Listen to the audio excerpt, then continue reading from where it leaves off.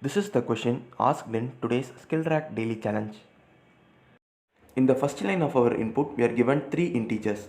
The first integer is x, and the second integer is y, and the third integer is z.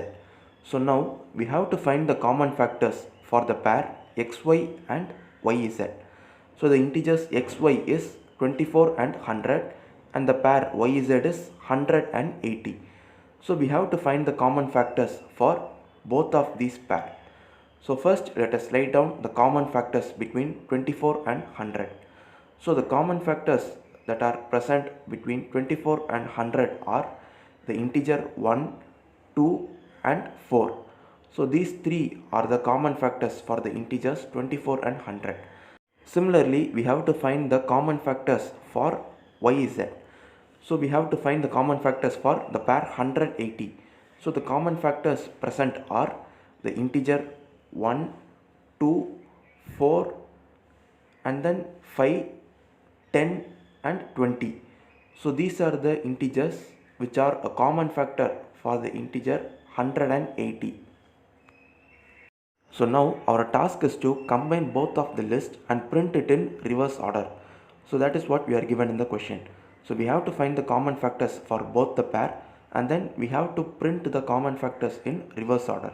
So now let us start printing our output in reverse order. So the last integer is 20. So the list 2 is big and 20 is the last in it, and 20 is present only in list 2. So we print 20 only once. And similarly the integer 10 and 5 is also present only in list 2. So we print the integers 10 and 5 only once. And now the integer 4 is present in both list 1 and list 2. So I print 4 for 2 times. And similarly the integer 2 and 1.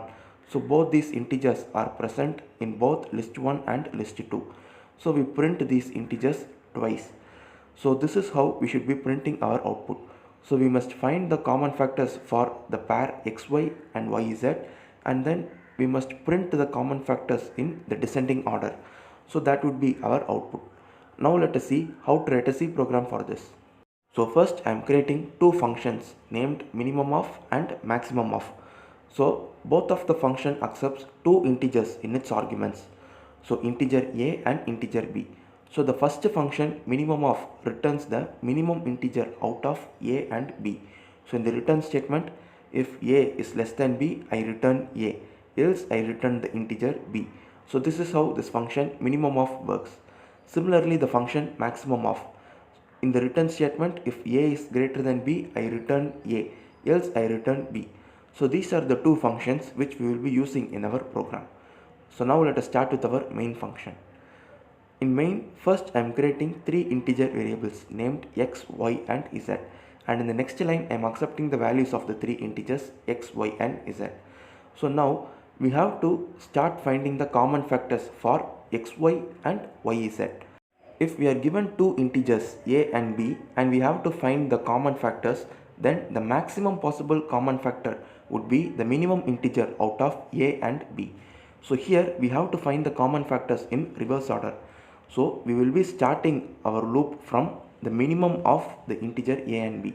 So first I am creating an integer variable named min1 and I am assigning the value minimum of x and y. So the minimum integer out of x and y will now be stored in the variable min1. So this is for the first pair, and now we have another pair yz. So we will be storing the minimum of y and z in the variable named min2. So now we know the minimum integer in the pair xy and yz. So we have to start from the maximum minimum value. So again I am creating another new integer variable named max, and I am assigning the maximum value of min1 and min2. So the maximum integer out of min1 and min2 will now be stored in the variable max. So this variable max will be the starting point to find the common factors. So I am creating a loop that iterates from max and iterates till 1. So this is a decrementing loop, so I minus minus.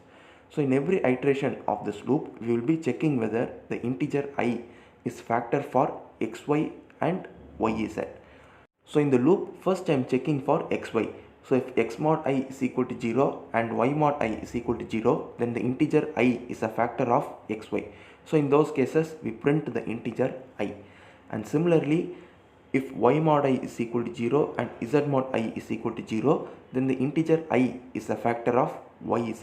So in those cases also we print the integer I. So here we start our loop from maximum and go till 1. So already we will be printing our output in descending order. So we need not sort our output. So the integer which we print itself will be in correct order. So now let us check our program with sample test cases. So this is our sample input 1 and our expected output is here. So we also get the correct integers as our output. So now let us check our program with the sample input 2.